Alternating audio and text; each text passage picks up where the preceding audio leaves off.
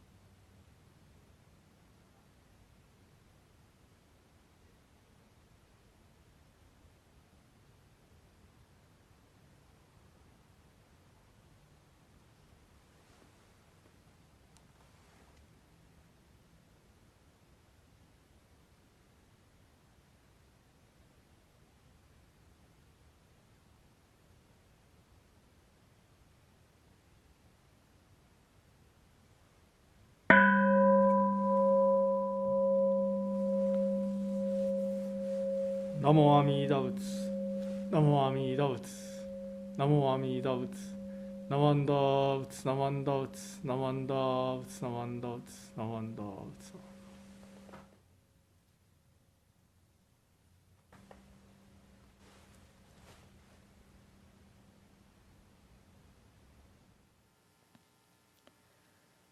Reverend Kuwahara will now lead us in the chanting of Sambujo, followed by Jusei-ge.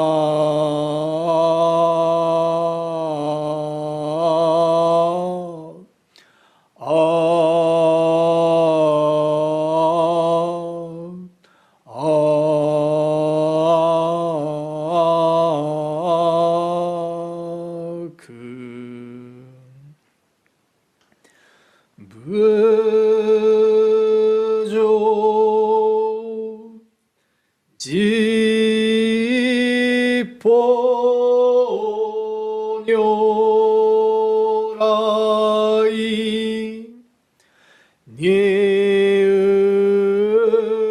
道上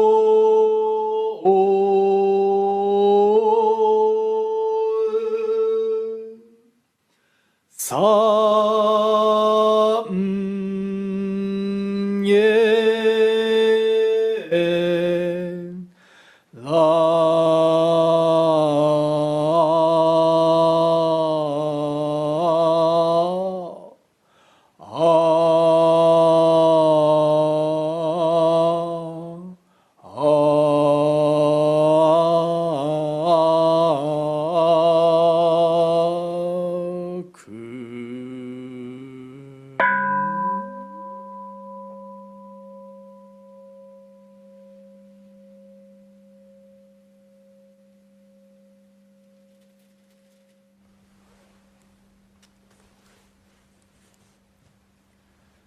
ガゴン調整がひしむ浄土志願不満足政府上昇が我無良好不意大摂取不採処便具政府上昇が餓死上仏道妙正長実法空虚未小門政府上昇が利欲人少年上映主凡行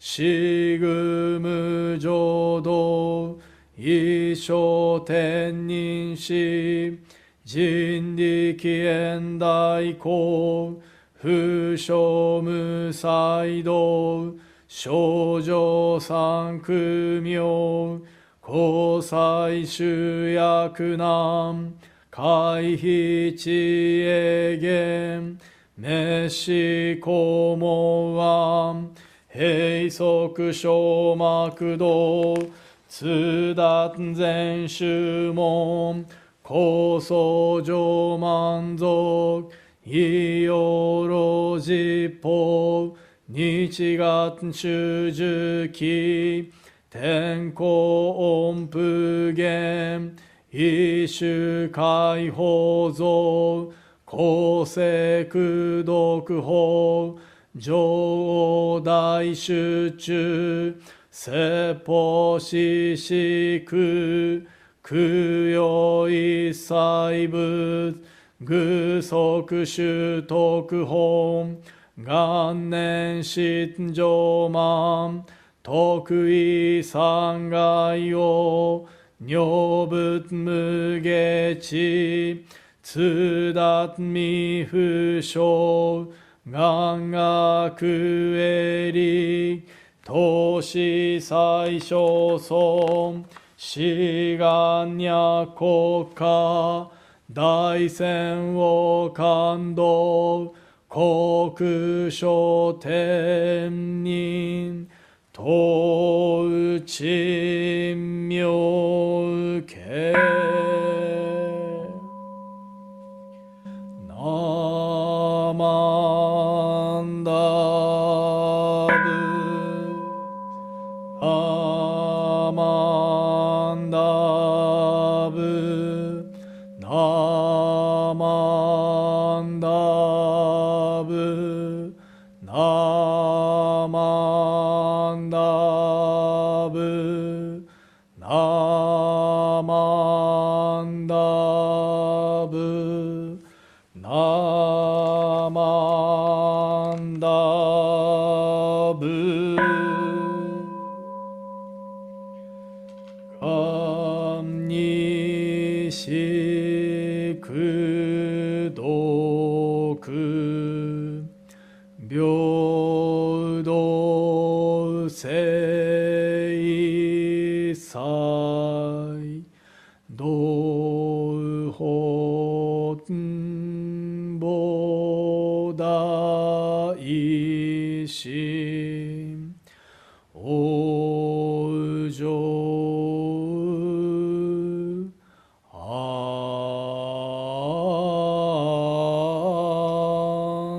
楽。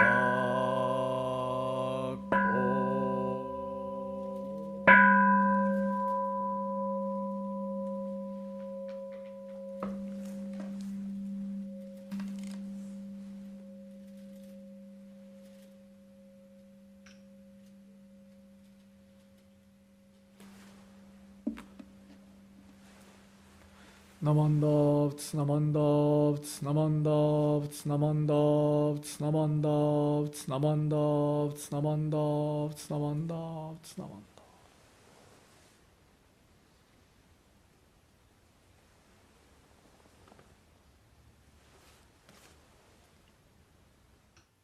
Please join us in singing How Sweetly the Lotus Grows.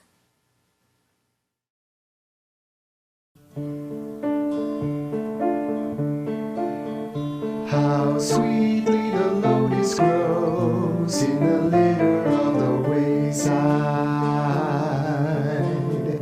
How sweetly the lotus grows in the litter of the wayside. Its pure fragrance delights the heart. How sweetly the lotus grows in the litter of the wayside. Follow, follow, follow the awakened, and from among the blind, the light of your wisdom will shine out purely. How sweetly the lotus grows in the litter of the wayside. How sweetly the lotus grows in the litter of the wayside. Its pure fragrance delights the heart. How sweetly the lotus grows in the litter of the wayside.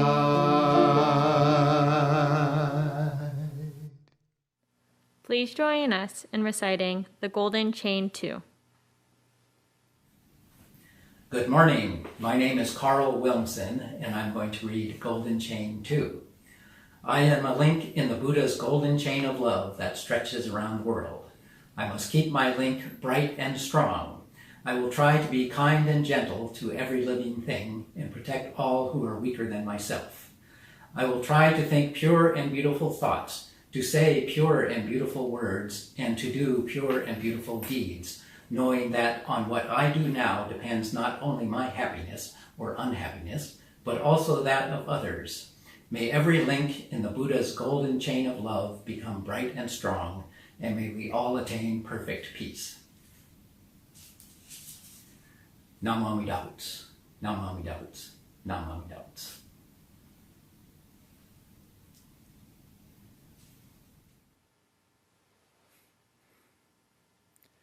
So it is our great pleasure to have Reverend Dr. David Matsumoto as a speaker for today's service. So he's originally from Minnesota, and he's now currently president of the Institute of Buddhist Studies, IBS. And he used to serve as a resident minister of a temple, Berkeley Buddhist Temple, and many of you know him and then like him. And it is our great pleasure to have Matsumoto Sensei, receiving his Dharma message on the topic blend. So please listen to his message carefully. Good morning, everyone. My name is David Matsumoto, and I'm very, very pleased to be able to join all of you today at this Dharma family service at the Berkeley Buddhist Temple. I'd like to thank Reverend Kuwahara for inviting me to speak today. It's been a while, and it's something I've looked forward to for a while. Unfortunately, because of the COVID situation, we can't be together as we had in the past. And I'm recording this Dharma talk, so it's going to be filled with all sorts of errors and flubs, but I'm going to just power through and try to get to the end of this without making too many mistakes. But anyway, once again, I'd like to thank all of you for the invitation to speak today. And I'd now like to continue my Dharma talk by sharing with you a PowerPoint presentation. I'm going to do that right now.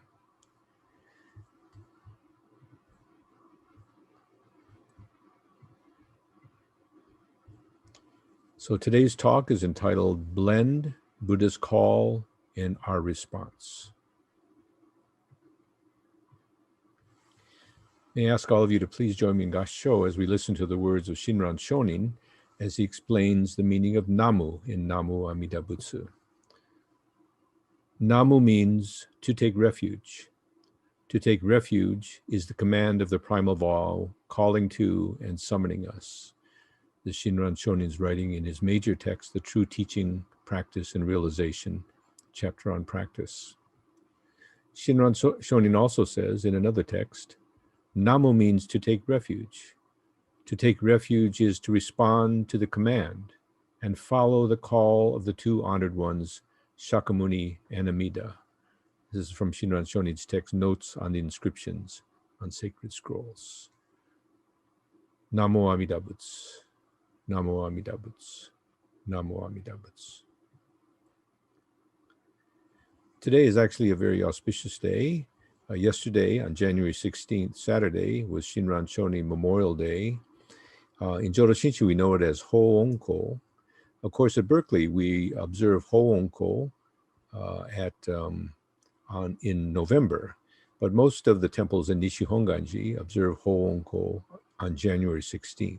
So we are now observing the day after Ho-Onko. Shinran Shonin was born on May 21st, 1173, and passed away on January 16th, 1263.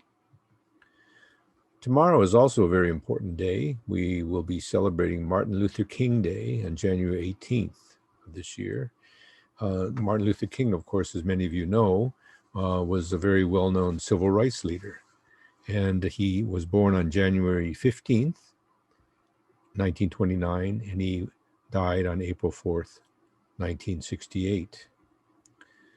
Dr. King was an American Baptist minister and an activist who became the most visible spokesperson and leader in the civil rights movement from 1955 until his assassination in 1968. Dr. King is best known for advancing civil rights through nonviolence and civil disobedience. He was inspired by his Christian beliefs and also the nonviolent activism of Mahatma Gandhi. Dr. King participated in and led marches for Black persons' right to vote, desegregation, labor rights, and other basic civil rights. In 1963, Dr. King gave a well-known speech at the March on Washington. And the speech has come to be known as the I Have a Dream speech. I think most of you have heard it. I really urge you, especially on Martin Luther King Day, to find it on the internet, and you can actually hear the speech. It's really stirring, very, very inspiring. Let me just read a few lines from the I Have a Dream speech by Dr. King. He said, I have a dream that one day on the red hills of Georgia, the sons of former slaves and the sons of former slave owners will be able to sit down together at the table of brotherhood. I have a dream that my 4 little children will one day live in a nation where they will not be judged by the color of their skin, but by the content of their character.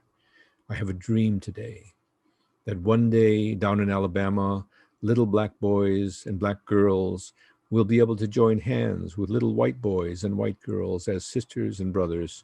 I have a dream today.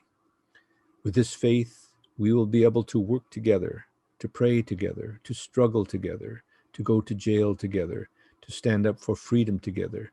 If America is to be a great nation, this must become true. This is a very famous I Have a Dream speech.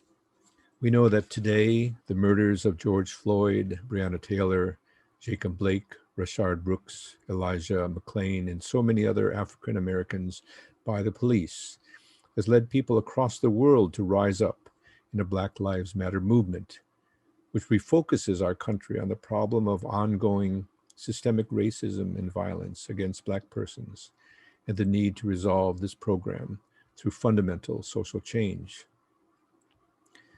We know that Dr. Martin Luther King, of course, became one of the most consequential social change activists in the late 20th century because of his unequivocal commitment to nonviolence and for leading a movement for social justice that could speak equally to those who were moved by their own religious beliefs, as well as those who were moved by principles of human rights.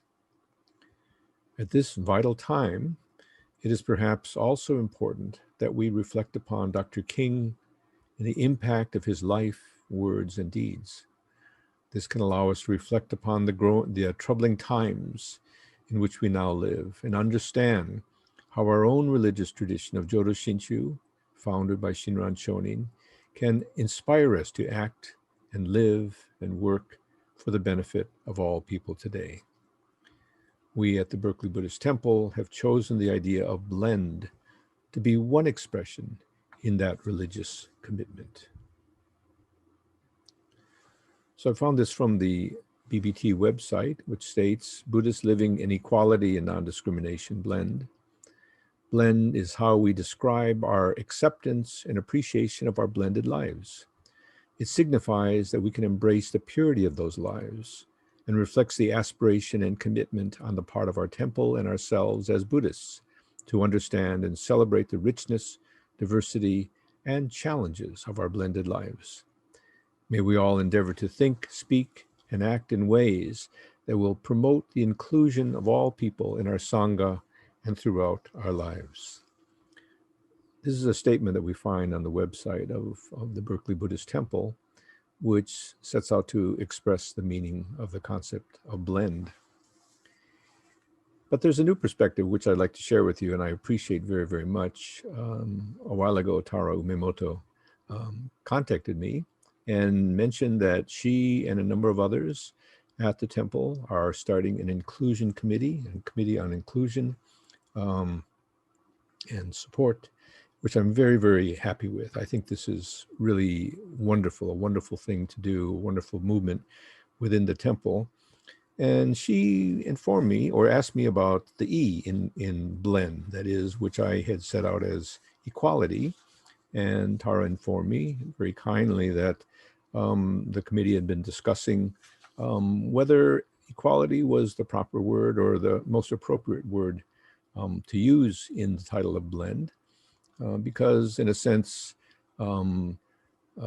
equality would seem to have a sense that everyone gets the same kind of treatment or thing, whereas equity would be giving everyone an even playing field. And so she asked how I thought about whether changing equality to equity would be all right. And I said, just perfectly fine. I really enjoyed and appreciated her insights.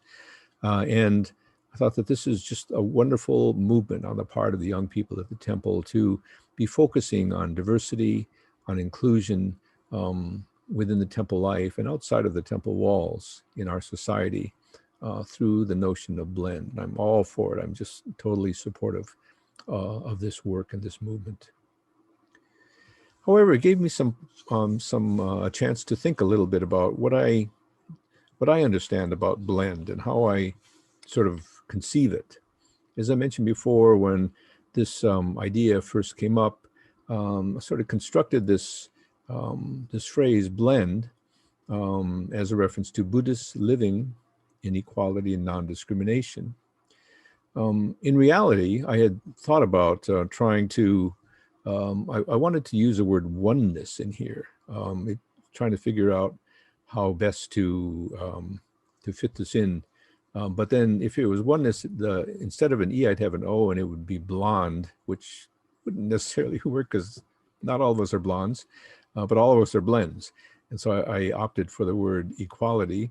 However, it really, I appreciate what Tara and the young people have to say. And I'm all in favor of shifting the word from equality to equity. I also did want to say that this Tara's question, as well as this opportunity to think a little bit more about blend, has given me some other sort of perspectives that perhaps I didn't have before. And I'd just like to share it with you if I could. Because what seems to me that blend, what it means ultimately, is both the Buddha's call and it's our response to that call. And I think this is how I would like to think about blend, and perhaps it's a useful way for all of us to think about blend. Call and response is something that I think we're all familiar with at the Berkeley Buddhist Temple. D.I. Lewis has written a number of gathas that contain that form of call and response, in which the leader calls out or sings a line and the rest of us respond by singing the line. And that's a form of singing that has a long history. It's really wonderful. It gets everyone involved, and it's just gives us a sense of unity and community that's just, it can't be denied. That sense of call and response, I believe, is also present in Jodo Shinshu, in the teachings of Shinran Shonin. If we can go back to the two passages that I read to you in the beginning of this talk, Namu, says Shinran, means to take refuge. To take refuge is the command of the primal vow, calling to and summoning us. Taking refuge, Namu, is the Buddha, is the primal vow calling to us, summoning us to come forward, to come to go to the Pure Land. But then he also says, Shinran says, Namu means to take refuge. To take refuge is to respond to the command and follow the call of the two honored ones, Shakyamuni and Amida. In other words, Namo Amida Butsu is both a call and its response. It's our response to that call. In other words, another way of saying it is that the Nembutsu, Namo Amida Butsu, is Buddha's calling of the name, Namo Amida Butsu, to us, calling to us just as we are. And it's our response as we call out the name Namo Amida Butsu with hearts filled with gratitude as we seek to live our lives of awakening. Thus, it seems to me that blend can be also viewed from two perspectives, both as the Buddha's call and our response. The Buddha's call, in that sense, I would say blend stands for Buddha and land of equality and non-discrimination, whereas our response, we could call Buddhist living with equity and non-discrimination. So blend is just both a call and a response. How do we understand this a little bit more? If I could just go into a little bit more detail. Blend then is a way to understand the truth of interdependence, oneness, and harmony. It gives expression to the realm of enlightenment, the Pure Land, as well as the Buddha and the Buddha's wisdom, the Buddha's mind of non-discrimination. And yet, it's more than just that. It's not just a wonderful description of an ideal world. It's a call to us, calling us to know our true selves, to become our true selves, and to live our true lives within the Nembutsu. So blend is a way to understand the call of Amida Buddha's name, Namo Amida Butsu. It's the call of the Buddha's boundless wisdom and compassion to us, and our response to that call as we live lives of Nembutsu and awakening.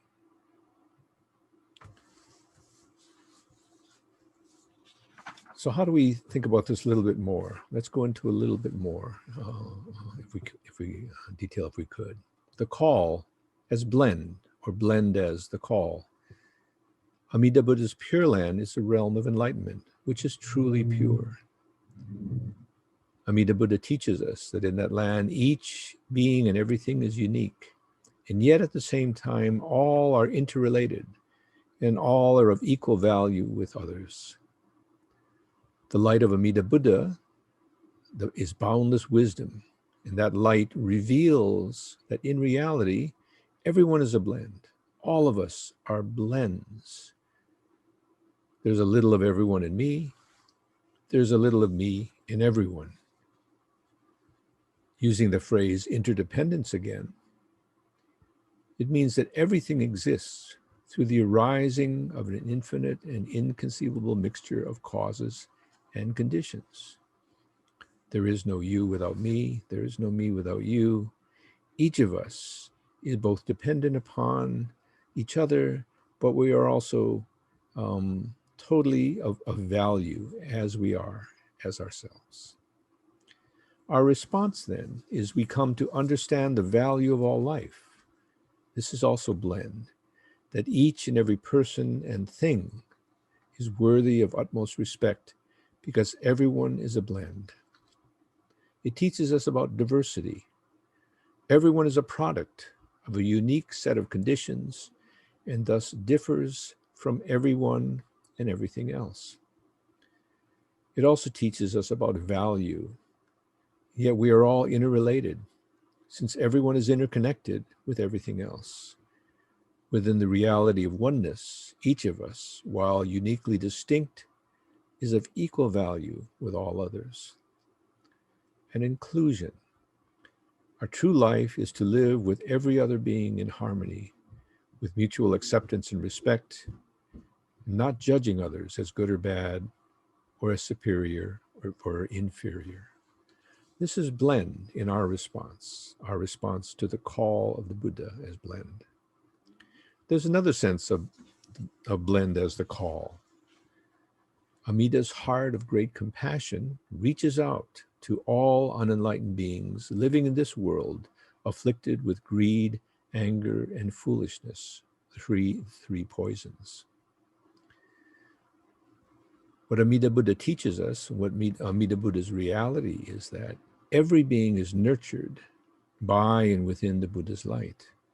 Everyone is touched and illumined and embraced and transformed by Amida Buddha's light. That's a wonderful teaching, but there's another side to it. It also teaches us that nothing is hidden from the Buddha's heart. Nothing is out of its reach. This is why one of the names given to Amida Buddha is the Tathagata of unhindered light. There is no stopping the light. Nothing obstructs the light. Amida's light of wisdom sees everything. Nothing is hidden from the Buddha. Nothing is out of its reach. What is our response then as blend? We're exposed by the light. And so we engage in deep reflection, deep self-examination. We come to understand that in our unenlightened world, notions of purity are often distorted. Often we become obsessed with racial or ethnic or religious purity. We use that word as if we know what it means. Or sometimes we think that there's only one way to look or think or have faith, or one decent lifestyle, or one kind of sexual orientation. But what we come to understand is that unenlightened notions of purity can lead to inequality, discrimination, and violence. This is also what we understand through self-reflection upon ourselves, but also in the world. We see that ideas like purity can be misused and misunderstood. We see that in the world today, all of the challenges that are happening today. We see this in would-be tyrants, fomenting violence, stirring up crowds and rioters to invade the citadel of democracy. We see these challenges to our way of life and our way of thinking going on, and it's scary. It's frightening. I think we're all scared. We're all frightened and worried about the prospects. But we can also understand that we can receive this call of blend, and we can respond as blend. And in some way, I think a very meaningful way, we can become part of a movement that will bring about a solution, will bring about a world that is more ideal, a closer reflection, a world that's a closer reflection of the Pure Land. In our responses blend, we can awaken to the reality that no lie can be concealed. No form of discrimination can escape from being exposed. the would-be tyrants, the seditionists, those who are biased and prejudiced against people simply by the color of their skin or the way they look or the language they speak, where they come from or what they believe, that even these forms of discrimination and prejudice of oppressive behavior cannot be concealed. They will find a light of day if we all continue to open our hearts and our minds to the call that is blend. And so it's vital that we as Buddhists and as human beings must not hold to the false belief that we are pure, but we must appreciate the reality of life is one of blending. Within every person, family, and society, there's a blending of cultures, races, religions, and lifestyle choices. Nowadays, being a blend is not the exception, it is the rule. I'd like to now, as I come to the end of this talk, introduce you to another person, I think, who's a very significant person in this world. Her name is Representative Val Demings from Florida. She's a congresswoman from Florida, and I think she has some really interesting things to say. Let me tell you a little bit about Representative Demings, if you're not familiar with her. She's a representative of Florida's 10th Congressional District. She's been so since 2017. For 5 years, she was the chief of the Orlando Police Department, the first woman to lead the department, capping a 27-year in law enforcement. She, in the Congress, she has done a number of things, working on behalf of not only her constituents in Florida, but on behalf of all Americans. A person who's a real leader in the area of civil rights and human rights, but also the protection of our safety and security. She also served as an impeachment manager on the very first Senate trial of President Trump, and we know there's going to be another trial coming up soon. As a former police chief, Representative Demings doesn't mess around. She's very straightforward. She says what she thinks. And one of the expressions that she uses a lot is this one: everyone counts and everyone is accountable. You can see this in one of her tweets that I've put down below. She says, everyone counts and everyone is accountable. If you break the law, you should be held accountable. If a police officer breaks the law or breaks their department's rules, they should be held accountable too. She's very straightforward. She feels that anyone, police officers, politicians, anyone, must obey the law. No one is above the law. And if people abuse their power, abuse their authority, and hurt others, they should be brought to justice. She's very straightforward about it. She means what she says. I'd like to just think a little bit about what Congresswoman Demings says about this. Her expression, everyone counts and everyone is accountable. To me, I'd like to kind of just give a thought to that in relationship to blend. As we hear the call of Amida Buddha's wisdom and compassion, we realize that everyone counts. Everyone is of utmost value. And everyone is accountable, not just legally or morally, but spiritually. What that means is this: we can't avoid seeing our own connections, perhaps our own even involvement, one might even say our own complicity in the problems, disturbances, and challenges in our world. We come to realize with utmost humility and honesty that greed, anger, and foolishness breed more greed, anger, and foolishness. These three poisons will never end in this world as long as we ourselves contribute to harbor the same poisons in our hearts. We know that solving the problems of racism, sexism, social disparity, climate change, and violence, etc., will only be possible when we realize that that everyone counts and everyone is accountable for the continuation of those problems. And this is one way of looking at it from a more of a Buddhist perspective. And it is then that we can choose to take Amida Buddha's vows as our own, as we strive to live lives of truth and honesty with care and concern for all beings, as we vow to work to support a world of freedom and equity in which every person, everything is valued, and as we share this teaching of the Nembutsu with all other beings in the world. If we want to express our gratitude to Shinran Shonin and honor Dr. King at this time and at all times, perhaps we can do so by hearing the call of truth of blend and by responding by living our own lives of blend. That way we can embody Shakyamuni Buddha's teachings and make Amida Buddha's vows our own, thereby living lives of equity and non-discrimination, living lives of wise, nonviolent action and compassionate engagement in the world.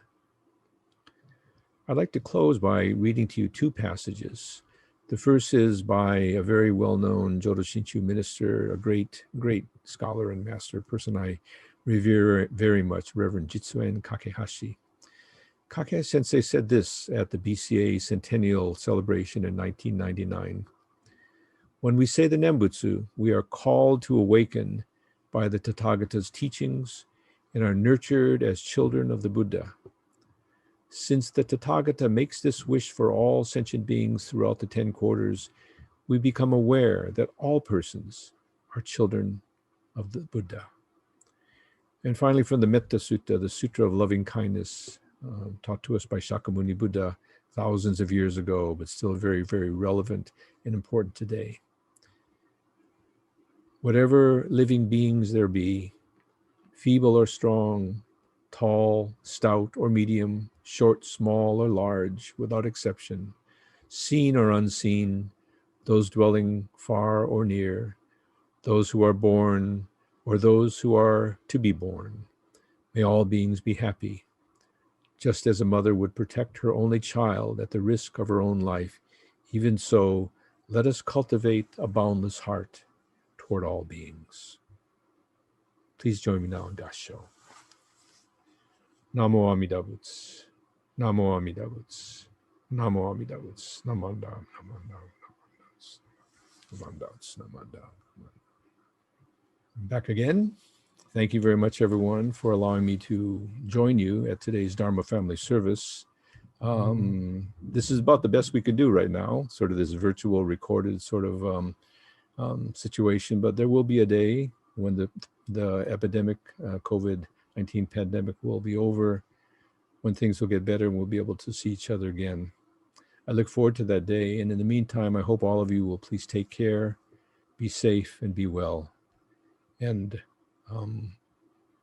please continue to live lives of blend within the Nembutsu. Thank you very much. Namanda. So thank you, Matsumoto Sensei, for being today's speaker. And then we really, appreciate that we could receive your Dharma message. Thank you, Matsumoto Sensei. Arigatou gozaimashita. And then I'd like to thank Tara for being a chairperson for today's service, and then took care of the chat on the YouTube channel. Arigatou gozaimashita. Thank you, Tara. And then thank you, Bradley and Myron, for your help for today's live stream service. Thank you very much. And then thank you, Emiko-san, and the music team for the beautiful Gather for today's service. And then thank you, everyone, for joining today's service. Thank you very much. So now announcements are on the screen.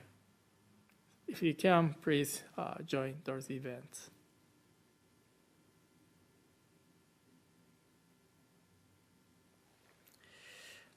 Again, thank you very much for joining today's service. Please take care and then stay healthy. See you next Sunday. ありがとうございました。Thank you very much.